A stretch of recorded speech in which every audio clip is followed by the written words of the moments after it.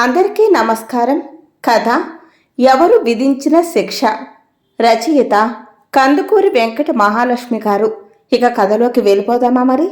లత, ఇవిగో సంతకాలు పెట్టు అన్నాడు హేమంత్. ఆ పిలుపుకి ఉలిక్కి పడిన లత వెర్రిదానిలా భర్తను చూస్తూ అతను అందిస్తున్న కాగితాల్ని అందుకుంది. నీ పేర బ్యాంకులో 5 లక్షల రూపాయలు వేశాను. అది కాక నెల నెల నీ తిండికి ఇతర ఖర్చులకి ఎంత కావాలో చెప్పు, పడేస్తాను.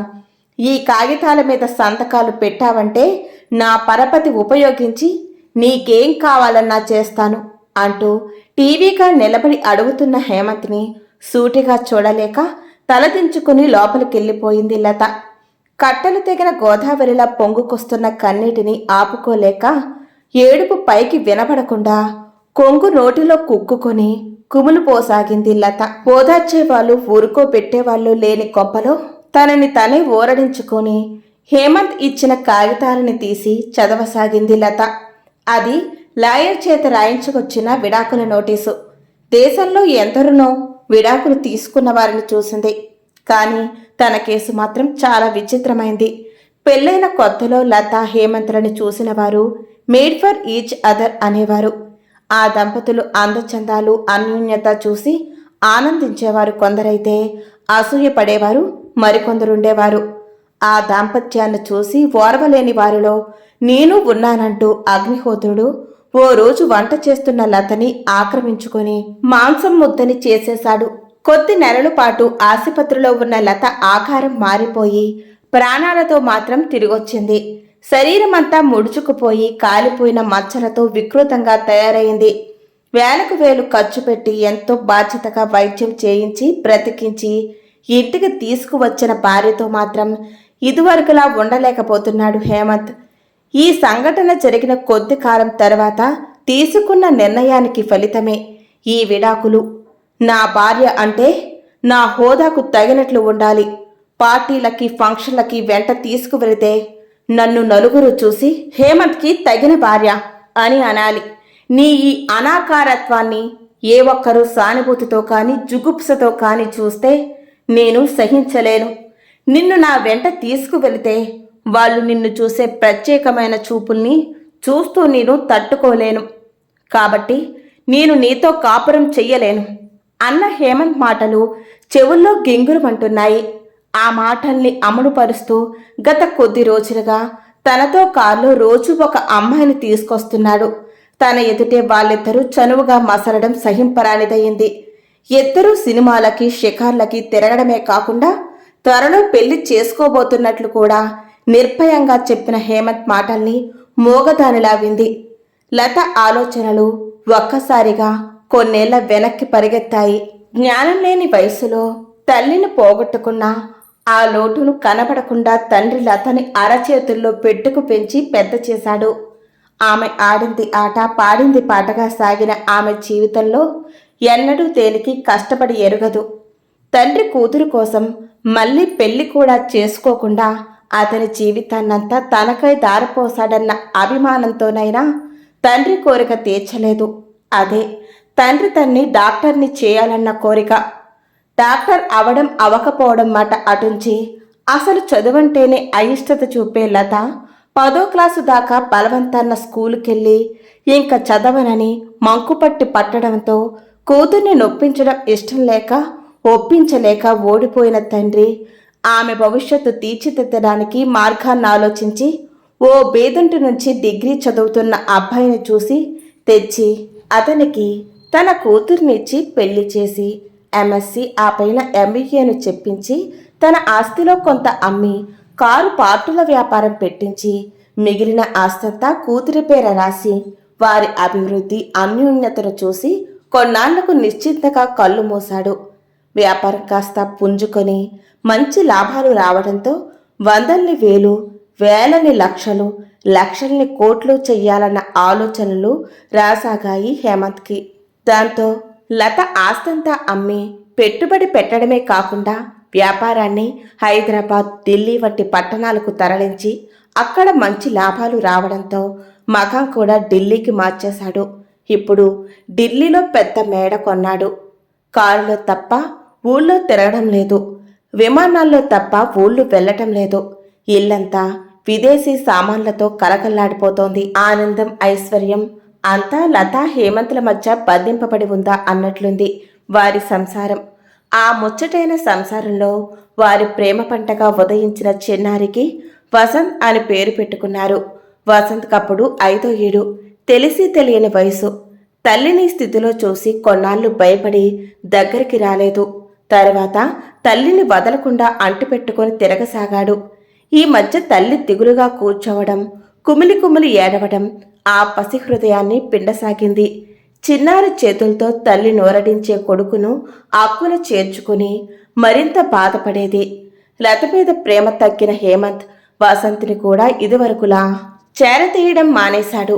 అది గ్రహించిన వసంత్ తండ్రిని చూడగానే బెదిరిపోయి తల్లి దగ్గరికి వెళ్ళిపోయేవాడు. లత అందించిన విడాకుల కాగితాల్ని ఆనందంగా అందుకున్న హేమంత్ మరికొద్ది కాలానికే తన పిఏ శిరీషను రిజిస్టర్ మ్యారేజ్ చేసుకుని తన మేడ లాన్లోనే పెద్ద ఎత్తున డిన్నర్ ఏర్పాటు చేశాడు. ఢిల్లీలోని పెద్ద పెద్ద పారిశ్రామికవేత్తలు, ఉద్యోగస్తులు, మంత్రులు వచ్చి వారికి కానుకలిచ్చి అభినందించి వెళ్తున్నారు. వీడియో తీస్తూ కొందరు, ఫోటోలు తీస్తూ కొందరు హడావిడిగా తిరుగుతున్నారు. ఆ ఇంటి వెనకో గ్యారేజ్ పక్కన కట్టిన 2 గదుల ఇంటిలోకి కొడుకుతో మారిన లతకి బయట జరుగుతున్న హడావడంతా వినపడి ఎవరో గుండెల్ని పిండేస్తున్నట్లుంటోంది. కట్టుగుడ్డకి కడుపు నిండా తిండికి ముఖం వాచిన అతన్ని తీసుకువచ్చి ఇంతటి వాడిని చేసినందుక ఈ ప్రతిఫలం అనుకుంది. నా డబ్బుతో కొన్న ఇల్లు, నా ఆస్తి అమ్మి పెట్టుబడి పెట్టిన వ్యాపారం, ఈనాడి స్థితిలో హేమంత్ ఉండటానికి నేను నా తండ్రి కారుకులమన్న విషయం గుర్తుందా?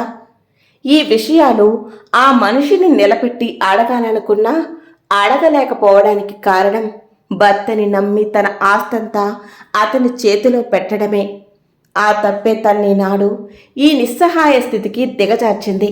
ఇప్పుడు ఇల్లు, వ్యాపారం అంతా అతని పేర మీదే ఉంది. నాది అని రుజువుపరచడానికి ఎక్కడా ఆస్కారం లేకుండా అయింది. ఈనాడు దయాధర్మంగా ఓ 5 లక్షలు తన పేర వేసి నెలకో 5,000 రూపాయలు ఖర్చులకిచ్చి వెనక పనివాళ్లకని కట్టించిన గదిలో ఉండమని పంపేసి చేతులు దులిపేసుకున్నాడు. ఇలాంటి విశ్వాసఘాతకుడికి వెనక వేం గుర్తుంటాయి? ఆనాడు తండ్రి చదువుకోమని బ్రతిమలాడినప్పుడు తను తిరస్కరించిన దానికి ఫలితం ఈనాడు బాగా అనుభవిస్తోంది. తనకే చదువుంటే ఇంత ఆస్తి పోయినా అతడిచ్చే డబ్బు విసరకొట్టి ఏ ఉద్యోగమో చేసుకుని నీ లెక్కంతా అని బ్రతికి చూపించేదాన్ని అంటూ బాధపడసాగింది. ఆట నుంచి పరిగెత్తుకొచ్చిన వసంత్, అమ్మా, నాన్నగారింట్లో అందరూ బోల్డ్ స్వీట్లు తింటున్నారమ్మా, మనం కూడా వెళ్దామా అని అడగడంతో వెర్రిదారిలా కొడుకును చూసి, అవి మనకి కాదమ్మా, అవి ఆంటీ కోసం అన్న తల్లి మాటలకి మరి నాన్నగారు కూడా ఎందుకు దండలు వేసుకున్నారు అని అడుగుతున్న వసంత్ని మరిపించాలని అతని చెయ్యి పట్టుకుని వంటగది వైపుకు నడిచింది లత. కాలం పరిగెడుతోంది. ఏళ్లు దొర్లిపోతున్నాయి. హేమంత్ వయసు మల్లసాగింది. వసంత్ దూరమామిడికాయలా ఎదగసాగాడు. చదువులోనూ అంత చురుగ్గాను రాసాగాడు. అన్నింటిలోనూ ఫస్టే. అతనికి చదువు, తల్లి తప్ప మరో ప్రపంచం లేదు. తల్లి కోరిక మేరకు మెడిసిన్ పూర్తి చేసి గోల్డ్ మెడల్ పొందాడు. ఓ పక్క ఉద్యోగం వచ్చింది, మరో పక్క ఎంఎస్ సీట్ వచ్చింది. తల్లి సలహా ప్రకారం ఎంఎస్లో చేరి 2 ఏళ్లలో ఆ డిగ్రీ పొందకముందే ఉద్యోగం వెతుక్కుంటూ వచ్చిందా అదృష్టవంతుడికి. 25 ఏళ్లు నిండిన వసంత్ డాక్టర్గా ఆసుపత్రికి వెళ్తున్న మొదటి రోజు తల్లి కాళ్లకు మొక్కుతూ, అమ్మా, ఇదంతా నీ కృప ఫలితమమ్మా అని కౌగిలించుకున్నాడు. డాక్టర్ హోదాలో దర్జాగా నిలబడ్డ వసంత్ని సూటిగా చూస్తే దిష్టి తగులుతుందేమో అని తలదించుకుని, వెళ్ళిరా బాబు, మానవ సేవే మాధవ సేవ. శత్రువు వచ్చినా సరే డాక్టర్గా వైద్యం చేసి నీ బాధ్యత, కర్తవ్యం నెరవేర్చుకో, పెద్ద డాక్టర్గా పేరు తెచ్చుకో బాబు అంటూ సాగనంపింది. ఆసుపత్రిలో చేరిన కొద్ది కాలానికే వసంత్ మంచి పేరు ప్రఖ్యాతుల్ని సంపాదించుకున్నాడు. డాక్టర్ వసంత్ సెలవు మీదున్నాడనగానే ఆయనెప్పుడు వస్తారు, ఆయనొచ్చాక వస్తాం అని కొందరు రోగులు తిరిగి వెళ్ళిపోయేవారు. ఉదయం ఆసుపత్రిలో అడుగుపెట్టిన వసంత్ డాక్టర్లు అటూ ఇటూ పరిగెత్తడం చూసి కారణం అడిగాడు. ఓ పెద్ద పారిశ్రామికవేత్తని బీపీ చాలా ఎక్కువగా ఉండటం వల్ల ఆసుపత్రికి తీసుకువచ్చారని, సీరియస్గా ఉందని, నీకోసమే చూస్తున్నారని త్వరగా రమ్మని చెప్పగానే వెళ్ళాడు వసంత్. ఎదురుగా హేమంత్. అతని శరీరమంతా అసహ్యంతో కొత ఉడికిపోయింది. ఆయాసంతో స్థిమితం లేకుండా కొట్టుకుంటున్న అతన్ని చూసి పకపకా నవ్వాలనిపిస్తోంది. కాని తానున్న పరిసరాలు అందుకు అంగీకరించవు. పైగా తల్లి చెప్పిన సూక్తులు గుర్తొచ్చాయి.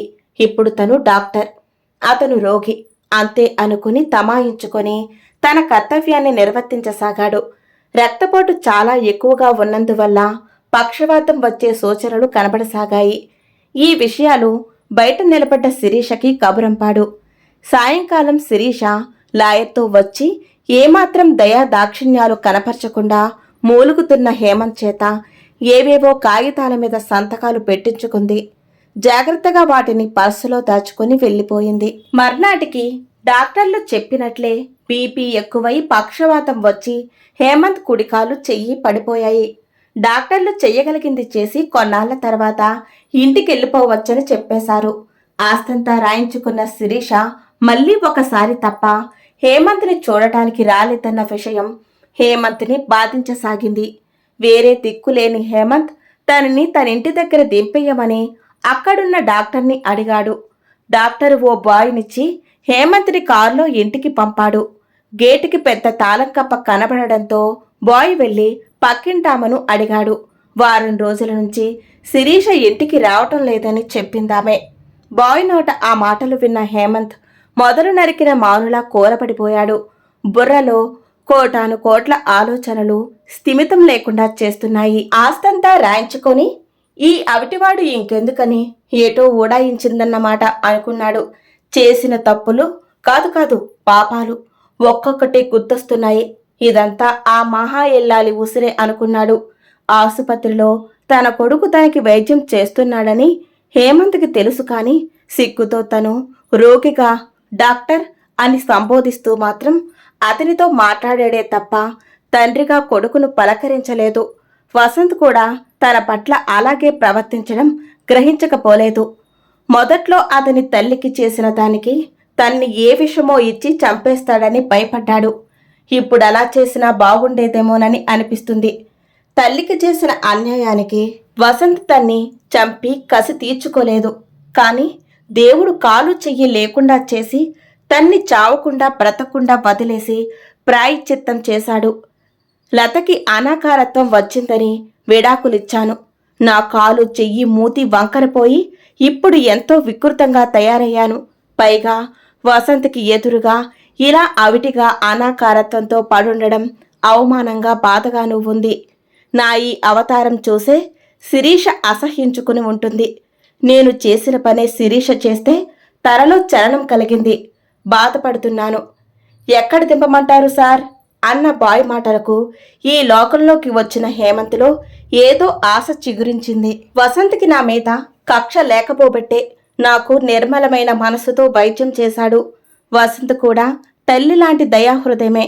తల్లి పోలికే. వెళ్తే ఇద్దరూ కాదనరు అనుకుంటూ వెనక చిన్న ఇల్లు ఉంది, కారు అటు పోని అన్నాడు. నెమ్మదిగా కారు తీసుకువెళ్ళి ఆ ఇంటి పక్కగా ఆపుచేసి తలుపు తీశాడు. ఇంటి తలుపులు తెరిచే ఉన్నాయి. ఏ ముఖం పెట్టుకుని లోపలికెళ్ళాలి అని సందేహిస్తున్నాడు. ఆ ఇంట్లోంచి మాటలు గట్టిగానే వినబడుతున్నాయి. ఇద్దరి ఆడవాళ్ల గొంతుకులవి. బాగా పరిచయమైనవే. లతగారు, ఇది మీది, మీ సొంతం. నేను మీకు దానం ధర్మం చేయటం లేదు. మీది మీకివ్వడానికి వచ్చాను. ఏదో ఆవేశంలో యవ్వనపు వేడిలో చాలా తప్పు పని చేశాను. హేమంత్ మీకు చేసిన అన్యాయానికి దేవుడాయనకి చేసిన శాస్తి కల్లారా చూశాను. ఆ సంఘటన నాకు షాక్ తగిలింది. అదే నా కళ్ళు తెరిపించింది. ఆ వెంటనే నా మీద నాకే అసహ్యం వేసింది. వెంటనే బుద్ధి తెచ్చుకొని లాయర్ చేత కాగితాలు రాయించి ఆయన చేత సంతకాలు పెట్టించి తీసుకొచ్చాను. అవి నా పేర కాదు, మీ పేర, మీ వసంత్ పేర రాయించాను. హేమంత్ చేసిన పాపిష్టి పని నేను చెయ్యను. మీ సొమ్ము తిని నేను హేమంత్ లాగా అనుభవించదలుచుకోలేదు. హేమంత్ రోగమే నా కళ్ళు తెరిపించి ఈ పని చేయించింది. ఈరోజు మీ ఆస్తి మీకు అప్పచెప్పడానికి వచ్చాను. నా ఉద్యోగం నాకుంది. నా బ్రతుకు నేను బ్రతుకుతాను అంటున్న శిరీష మాటలు విన్న హేమంత్ సిగ్గుతో కుచించుకుపోయాడు. ఇప్పుడే ముఖం పెట్టుకొని ఈ ఇంటి లోపలికి అడుగు పెట్టగలను? శిరీష కూడా నాకంటే నీతిగల మనిషి. నేనెంత నీచిరునో పూర్తిగా అర్థమైంది. బాయ్, కారు తొందరగా ఇక్కడి నుంచి తీసేయ్ అని అన్నాడు. ఎవరైనా తన్ని చూస్తారేమో అన్న కంగారుతో కారులోకి ఒదిగిపోయి కూర్చుంటూ, ఎక్కడికి సార్ అన్నాడు హేమంత్ వైపు ఆశ్చర్యంగా చూస్తూ. అతని ప్రవర్తనకి మాటలకి అర్థం తెలియని బాయ్. ఎక్కడికో తర్వాత చెప్తాను, ముందు ఇక్కడి నుంచి త్వరగా కారు తీసుకుపో అంటూ కంగారు పెడుతున్న హేమంత్ని చూస్తూ కారెక్కాడు బాయ్. విచిత్రంగా ఎక్కడికి సార్ అని మళ్ళీ అడిగిన బాయ్తో, మన దేశంలో ఎక్కడైనా ఓల్డేజ్ హోమ్స్ ఉన్నాయా బాయ్ అన్నాడు దీనవదనంతో హేమంత్. ఉన్నాయి సార్ అని అనగానే, అయితే అక్కడికి పద అన్నాడు నీరసంగా వెనక్కు వాలిపోతూ హేమంత్. ఇంతటితో ఈ కథ సమాప్తం. మీకు ఈ వీడియో నచ్చితే లైక్ చేయండి, షేర్ చేయండి, కామెంట్ పెట్టండి. మా ఛానల్ని తప్పకుండా సబ్స్క్రైబ్ చేసుకోండి.